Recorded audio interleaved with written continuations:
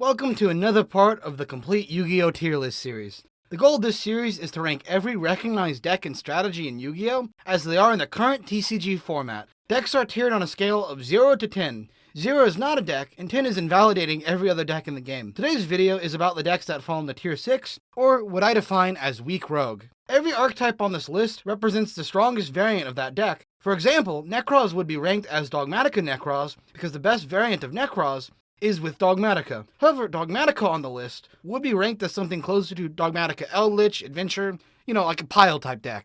If you like this series, don't forget to like the video and subscribe. It helps these videos get more traction, which makes it easier to gather research from me. Let's get straight into tier 6. Tier 6 is for the weaker rogue decks. These are decks that are definitely stronger than the below tiers, but maybe haven't seen quite as many results from tournaments, and are just unproven. Some decks here have seen sporadic tournament results at a regional or equivalent level, and these decks can compete on a meta level, but usually just have one or two things holding them back. Amazements are a lowest tier 6 deck, like just barely squeezing in there. They have a lot of solid trap disruption options, but they are a trap deck, which forces them to want to go first. What makes this deck have strength is its two summon options, that it can burst out on the opponent's turn. Lord of Heavenly Prison and Amazement Administrator Orlinko. Both of these cards let us pull powerful traps directly from the deck. This means the deck strategy can flex mid-game to handle our opponent's plays, while our field spell gets continuous value. The deck is a tad bit inconsistent, but it has a lot of potential as one of the better back row decks in the game. Here's my list for Amazement. I've opted to throw in some very spicy techs that I hope you'll enjoy. Blackwings have surprisingly become the best build of Alistair, following set 2 of... Wait, wrong card game. Sorry, guys. Okay, this one is still Vanguard. Can we change that? Okay, this is just Magic Angels. It's not even a Blackwing. Hold on, we'll just be right back. Give me a second, guys.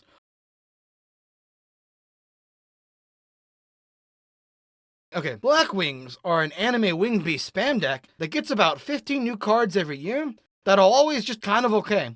Luckily, this deck has a lot going for it, mostly in terms of just free special summons from the hand. As a winged beast deck, Blackwings can use cards like Wing Requital for draws, and use support from the entire Raid Raptor archetype. Blackwings on their own just summon out a variety of synchro monsters that range from an extra normal summon to janky protection, to a very solid Towers monster called Blackwing Armored Master. To get into negates, Blackwings have to either abuse generic link monsters like Apollosa or Phantom Knights of Rusty Bardish, or they can do a Raid Raptor rank up play for more options. The biggest issue with Blackwings is that they themselves don't make a lot, but surprisingly being able to special summon the entire deck from hand does get you a lot of points in a competitive game. Oh yeah, and it can run the Adventure engine, so yeah, neat. Wind Witch at their most basic level are a set of wind monsters that freely special summon out a level 8 wind synchro monster and give it protection. Usually it's going to be Crystal Wing Synchro Dragon, but some other options are available. This engine does lock you into win level 5 or higher monsters from the extra deck, but this isn't a big deal as it doesn't take away a normal summon, and the engine leaves room for more toxic cards. The preferred meta pick for this format is to put in the Adventure engine, but going in on all traps isn't awful either. The extra monsters the deck can run give very easy access to other synchro monsters like Baron de Fleur,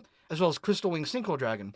Here's my list for Wind Witch. It's a very simple negate pile type deck. It's very simple, but very effective. Also, Wind Witch work with every wind type deck imaginable, so have fun with that. Exo Sisters have a lot more going for them than when they were last covered. They now have more consistent ways to access their XYZs, and they have a new boss monster Disruption with the rank 8, who in turn gives access to another XYZ disruption. The deck is only missing their OCG. The deck is only missing one card, which is their which is a main deck level 4 monster is an immediate XYZ play, and whenever they get that, the deck moves into a tier 8 position. However, the deck is not bad at all right now, and is in a pretty solid spot. Goki are a link spam deck defined by two things. They're warrior type, and every time one is sent from the field to the graveyard, they search another Goki card. These two things make for one of the most spammable archetypes ever, but the monster effects are toned down to compensate. Most of the main deck monsters don't have a lot of special summoning. To compensate for this, Goki runs starters and extenders outside of their archetype, like Isolde, Two Tails of the Noble Knights, and Fire Flint Lady to make plays. The best Goki card is Goki Rematch,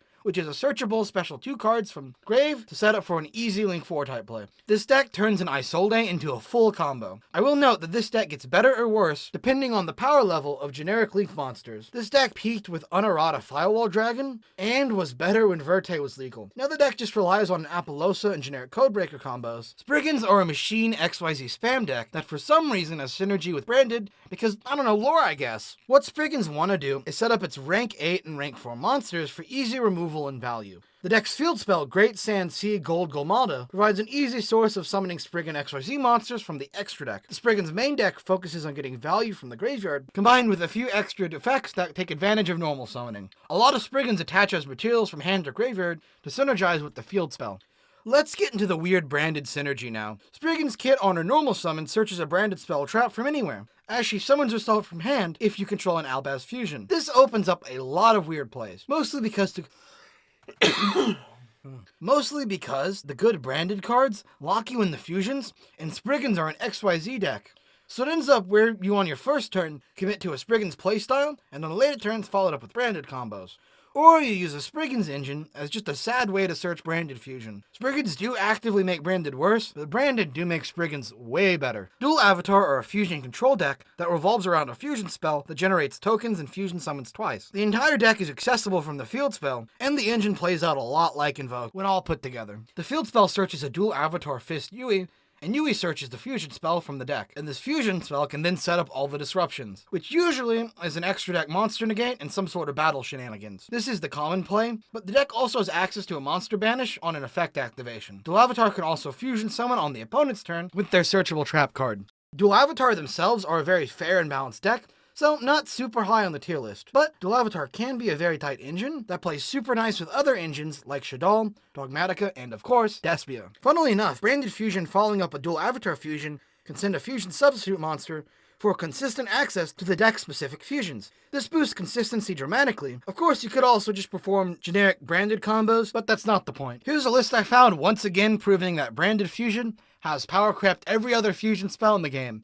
Psyframes are a surprisingly powerful deck. They get this power at the very significant cost at being extremely boring to play. What Psyframes do is set up Psyframe Circuit and Psyframe Lambda, then attempt to punish your opponent for playing any cards. Having multiple strong hand traps like Psyframe Gear Gamma is really strong, and this deck can follow up that play with an immediate Psyframe Lord Omega to just rip a card out of the opponent's hand. Doing this type of disruption multiple times per turn is crazy strong. You're just always only able to act when our opponent acts. This means a smart opponent will wait to play a card until they're sure they can play through our disruptions. Also, if your opponent can remove a field spell or a Lambda, this deck's removal is hard capped. Here's a list I found. Try this one. It's got a lot of cool text like Clock Wyvern for a draw, Lambda, and a free token to help set up for Baron de Fleur. I tried to make my own list for Psyframes, but I kept falling asleep doing playtesting. Abyss Actor are a weird pendulum deck with a recurring effect of getting value from the cards destroyed by the opponent, as well as having tons of ways to special summon its monsters out of the pendulum zone. There are two goals in Abyss Actor deck we'll go for. First, it can try to play around Abyss Script Rise of Abyss King to play for an OTK. Or second, it can play around Abyss Playhouse Fantastic Theater and set up some of the funniest floodgates going second. Abyss Playhouse states that if you control a pendulum summon Abyss Actor monster, all of your opponent's monsters' activated effects become destroy one set spell or trap you control. If a player can meet the requirements for the field spell, it can be extremely hard for an opponent to out that. For context, when an Abyss Actor spell card gets destroyed, they do everything from casually search 2, to setting 5 spells from the deck, to special summoning 5 Abyss Actor monsters from the deck. The key to consistency with Abyss Actors is to link one monster, Abyss Actor Hyper Director, who summons one Abyss Actor from the Pendulum Zone, place another Abyss Actor Pendulum monster from deck to Pendulum Scale. This is nuts. It enables both effects like Abyss Actor Madonna early on in its combos, but also gives access to the full range of pendulum effects in the deck. Here's a list I found focused around going second. The biggest issue with Abyss Actor is how many cards hardlock you into Abyss Actor monsters. It puts a lot of pressure on an already hard to play deck that has a lot of potential. I've discussed several lesser variants of Dark Magician, but when you put them all together, we just get a very okay rogue deck. Don't get me wrong, you have excellent consistency boosters like Magician's Souls and Illusion of Chaos, as well as good disruption pieces like Eternal Soul and Dark Magical Circle. It's just that these pieces aren't quite enough to get the deck into a more relevant spot. Luckily, the deck can abuse Dragoons and several other strong fusions. This strategy is a little too slow to keep up in this format. Time Thieves are an XYZ spam deck with a lot of generic abilities. Time Thieves are defined by how easily they can just go into other rank 4 decks. Time Thief Adjusters is a massive extender, if you can get another Time Thief out. Time Thief Regulator is a big if resolves. And Time Thief Winder is also a solid extender. What these cards do is turn one XYZ play into 2 or 3. While one rank 4 XYZ monster is a bit of seasoning to a massive board, 3 XYZ monsters start to be pretty nasty, especially when they keep coming back like Time Thief Redoer. Time Thieves can access Raiders Knight for Ark Rebellion plays, and Time Thieves can access Evil Swarm Knight for a double Book of Moon. And here's just a reminder for some of the generic rank 4 plays.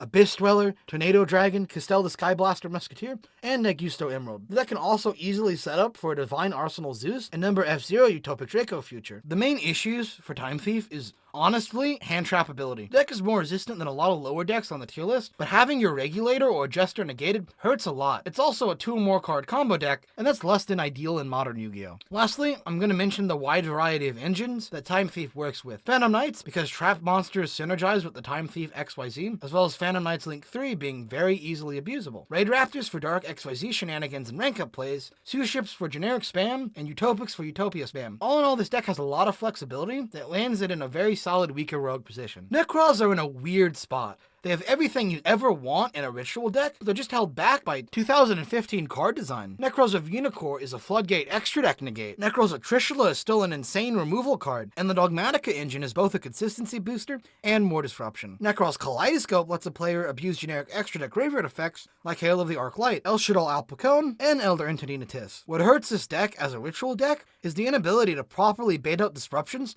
while still setting up multiple negates. A deck like Drytron can go +2 off of a single main deck card resolving. Necros struggle to go even. Necros monsters also have a strict level requirement, forcing the need for specific cards in hand to have to resolve, or Necros will do nothing. This means that in the current format, Necros struggle to play. Here's my build of Necros. It's very generic, but it's streamlined and optimized to consistently set up plays through at least 2 disruptions. I think Necros are a very powerful deck with a very powerful inboard, but just have a dated setup. Dark Lords, at first glance, seem like a very clunky, big monster spam deck, but over time, they've been able to gain enough support to develop into a consistent engine that can set up a field full of monsters without losing a lot of hand.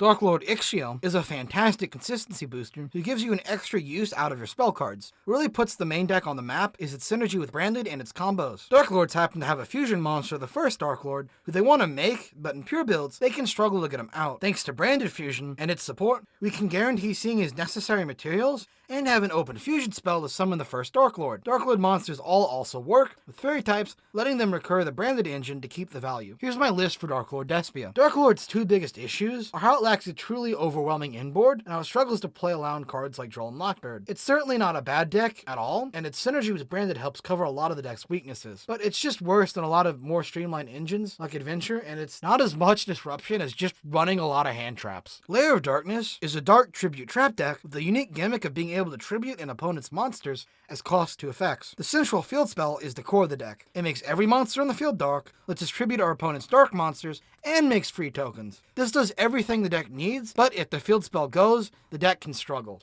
Luckily, this is where the main deck monster, Arima the Wicked Warden, comes into play. He can discard to search the field spell, and he can also tribute 1 to search a dark monster out of deck. The deck's 2 big disruption pieces are Darkus Diabolos, Lord of Lair, and Eradicator Epidemic Virus. Diabolos, Lord of Lair, gives himself targeting and tribute protection, as well as a tribute 1 to rip a card from the opponent's hand. Diabolos also revives himself from graveyard when we tribute our own cards. Eradicator Epidemic Virus lets us tribute a dark monster with 2,000 or 500 more attack to send all spell or trap cards from our opponent's hand to the graveyard for the next 3 turns. Lilith, Lady of Lamet, also searches the trap too. In the right situation, this is just an instant blowout combination of effects. The deck is very solid, but it does depend on control of the field spell, as well as going first, so it's a bit hard to play optimally, even if it is insanely powerful. The Chaos Engine's best use, in my opinion, is in generic Dragons or Dragon Link. Most popular Dragon Link builds don't really embrace the Chaos playstyle, and just kinda rely on searching Wyvern Busters off Chaos space. But generic Dragon support can enable cards like Chaos Creator and Chaos Emperor, the Dragon Armageddon. These take advantage of Dragon combos and reset them for long-term value and rank 8 setup. This engine is in a very similar position to Nemesis, where it just needs another deck to start it. Gym Knights are a crazy wombo combo fusion FTK deck that's been in a weird state since the banning of Brilliant Fusion. The FTK is still alive, albeit a lot less consistent and easily disruptible. That is, until it gets its next wave of OCG support, which re-enables FTKs. What Gym Knights really do now is set up an OTK while also still having a ton of burn damage. Most of the deck's fusions are bad and don't aid at all to the overall OTK goal, but it does have a lot of ways to summon out its fusion monsters, even through disruptions. Also, the deck can run Adamanticators as a consistency boost. So, for an FTK variant, you'll be running a Black Garden to ensure Lapis Lazuli gets maximum value off her burn effect, although every build I see techs in Black Garden to go first and threaten FTK. The biggest issue with Gym Knights is consistency. The deck plays a lot of situational monsters and bricks, so it can be hard to go all in. Numeron are in a very weird spot after Utopic Zexal got banned. Luckily, the deck can still make Apollousa going first, and still has its edge of OTKing out of nowhere going second. Numerons don't have enough cards to be effective as their own deck, so they will get paired with another archetype that doesn't need to summon going first. For example, Eldritch, Generator, or just generic stun. The deck's issues are still present, mostly being how susceptible to disruption the main combo is, leaving the deck struggling to go second. Most competent builds I've seen for this deck fully commit to going first. For example, here's my list comboing the deck with Generator and Invoked. Yes, this list is insane. No, I don't care.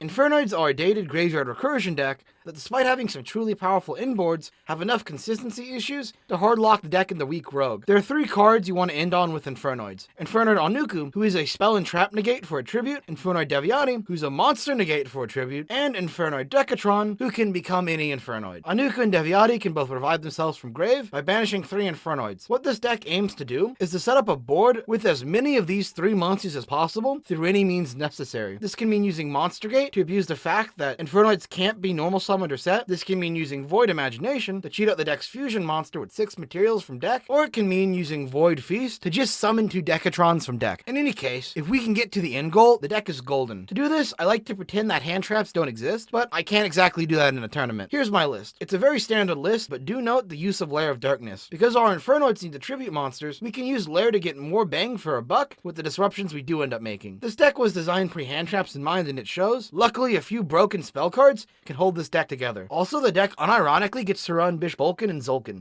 Sharks are a rank 4 water spam deck all about making 3 boss monsters. Bahamut Shark to make Totally Awesome and Utopic Draco Future. Number 4 Stealth Kragan to set all monsters on the field of water type, get a quick effect destruction, and to get crazy strong recursion. Lastly, the deck can make an undestroyable Crooked Cook to just be toxic and try to deck out the opponent. The deck does it through 3 main cards. Buzzsaw Shark, that's just an easy special summon from the deck. Silent Angler, that's an easy special summon from the hand. And lastly, Beautiful Princess, who can summon 1 out of the deck by banishing herself. This deck really goes to show you how powerful of an attribute water is. If we're ranking attributes in the game, I'd say light, dark, water, wind, earth, fire, divine. It's a bit unrelated, but I wanted to fill time because sharks are a very unremarkable deck. Trickstar are a value control burn deck that went from being a tier 1 deck to being a forgotten about rogue deck since the hits of Terraforming and its field spell on the ban list. The deck is still able to do what it once did and then some, but it's definitely been aged out of the meta. What Trickstars do is use Trickstar Kadena and Trickstar Lightstage to set up disruptions like Trickstar Reincarnation to mess with our opponent's strategy, all while burning for massive amounts of damage. As an anime deck, Trickstars are legally entitled to new support, and what they got since this deck was meta is solid. They got a free Trickstar token generator, which makes the Link monsters actually possible, and an honest type monster for battle shenanigans. Combos such as the Drollin Lockbird Reincarnation combo to make your opponent have no hand, as well as chain summoning for 3 searches.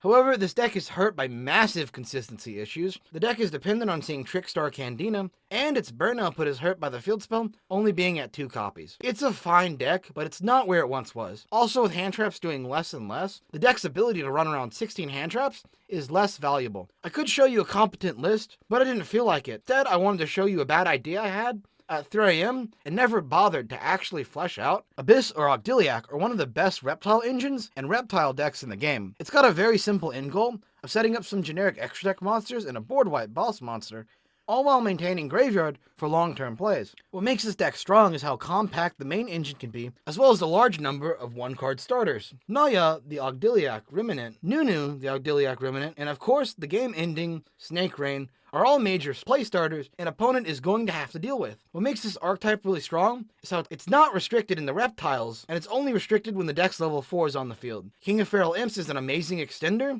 and the deck flexes with a variety of decks.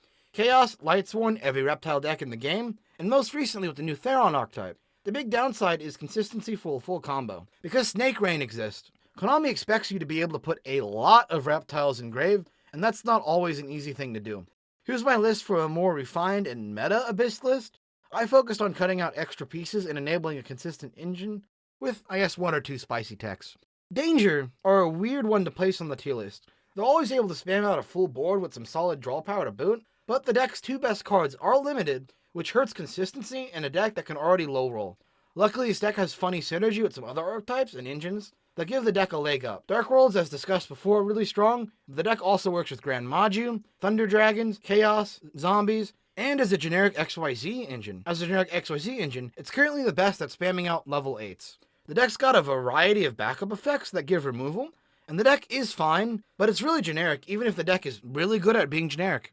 Vampires are a zombie combo deck with the neat gimmick of interacting with the opponent's graveyard. Somehow, vampires have climbed from being an absolute mess of legacy support into being a competent zombie archetype. Vampire Ghost is an amazing one-card starter, as it is able to send from deck to graveyard, search a vampire, and grant an extra normal summon on turn 1. Vampire Retainer sets up the rank 8 enabler, and the Undead Vampire is a ridiculous extender in the deck. Also, the deck still gets to abuse generic zombie support like Zombie World, Uni-Zombie, and the built-in vampire links. What makes this deck a questionable choice is its main gimmick. A worryingly large amount of cards depend on your opponent having monsters in the graveyard, which isn't something you can guarantee turn 1. You can force out a hand trap, but it's not reliable. A monster in the grave is the difference between using 3 cards to go +1 or using 1 card to go +3. It's not the end-all be-all, but it does make a massive difference. Vampires are solid, but they do sucker.